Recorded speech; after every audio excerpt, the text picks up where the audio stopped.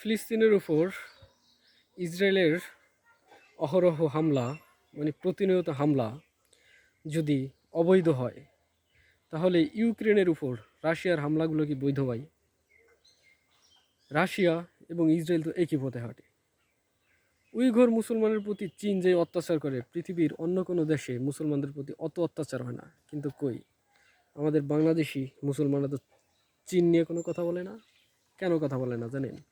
চীন পাকিস্তানের বন্ধু রাষ্ট্র। এই কারণে বাংলাদেশের মুমিনগঞ্জ চীন নিয়ে কিন্তু কোনো কথা বলে না।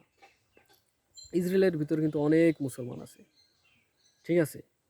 প্রায় 18% হবে, 15 থেকে 18% মুসলমান কিন্তু ইসরায়েলে আছে। আসলে ইসরায়েল কি? ইসরায়েল তো মুসলিম কান্ট্রি ছিল।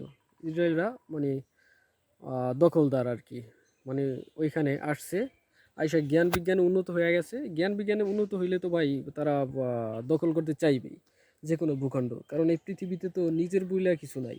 যার শক্তি সামর্থ্য আছে সেই মানে ধন সম্পদ আর কি নিজের আয়ত্তে আনতে পারতেছে এবং আনতে পারছে। যার শক্তি সামর্থ্য নাই, দেখেন না, যুগ যুগ ধরে কেউ রাজা কেউ প্রজা।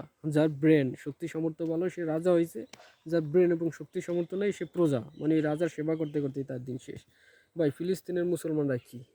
ফিলিস্তিনের মুসলমানরা তো মানে কি বলবো, মানে যারা শহীদ হচ্ছে তাদের প্রতি আমার মানে অতিরিক্ত বেদনা আছে ভাই।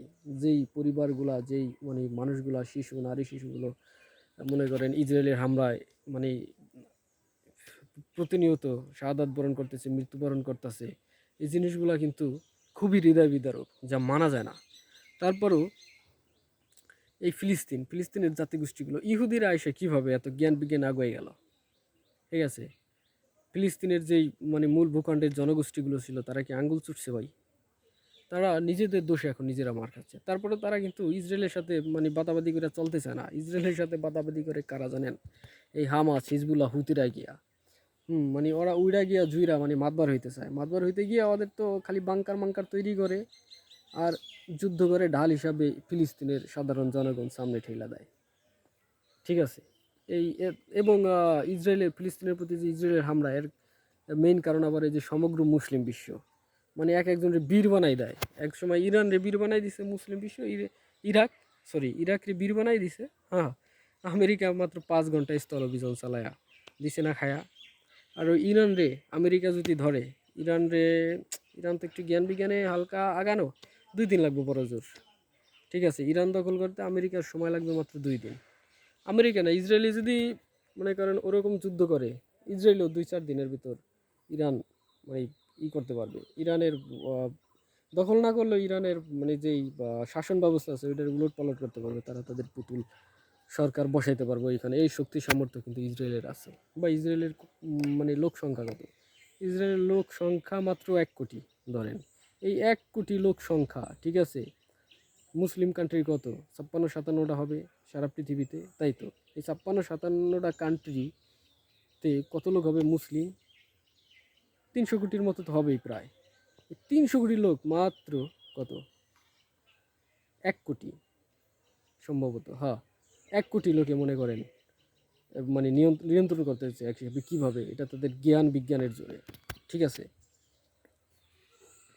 যা হোক, যেই প্রসঙ্গে ছিলাম, কই বাংলাদেশের মুমিনগঞ্জ তো চীন নিয়ে কোনো কথাই বলে না, ঠিক আছে? আসলে এইগুলা কি? আসলে আমরা বাঙালিরা নিরপেক্ষ না, নিরপেক্ষ বিচার বিশ্লেষণ করতে পারি না।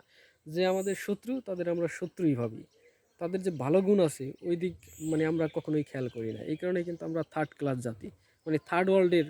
এই যে খোদ সৌদি আরবেই আমাদের থার্ড ওয়ার্ল্ডের মুসলিম বলে, ঠিক আছে? আমাদের মানে মুসলমানের গোড়াপত্তন যেই দেশ থেকে হয়েছে ওই দেশের আমাদের কিন্তু মুসলিম মানে না, আমরা কিন্তু এমনি হুদাই ফালাই। আর বাংলাদেশের জনগণ তো মানসিকভাবে এমনিই মানে বিপর্যস্ত, এর উপর সুযোগ নাই। ওই যে ওয়াজি কিছু হুজুরা ভুলভাল তত্ত্ব মতো দিয়া মানুষের সাধারণ জনগোষ্ঠীকে মানে এমনভাবে মগজ ধোলাই করে, তাদের স্বর্গের একটা লোভ ধরাই দেয়, বেস্তের একটা লোভ ধরাই দেয়। কিন্তু তারা বলে না, বেস্তে যাইতে হলে আগে মানুষ হইতে হইবে, ঠিক আছে? আগে মানুষ হইতে হইবে। যা হোক, ইসরায়েল কি করে? ইসরায়েলের এই হামলার প্রতি আমিও নিন্দা জানাই, কারণ অনেক সাধারণ মানুষ মারা যাচ্ছে। কিন্তু ভাই, ইসরায়েলের সাথে যুদ্ধ করতে হইলে, ইসরায়েলের সাথে টিকতে হইলে আমাদেরও তো কী করার দরকার আছে? আমাদেরও তো জ্ঞান বিজ্ঞানে আগুয়ে যাওয়ার দরকার আছে, তাই না ভাই? খোদা হাফেজ, আজ এই পর্যন্তই, আবার কথা হবে।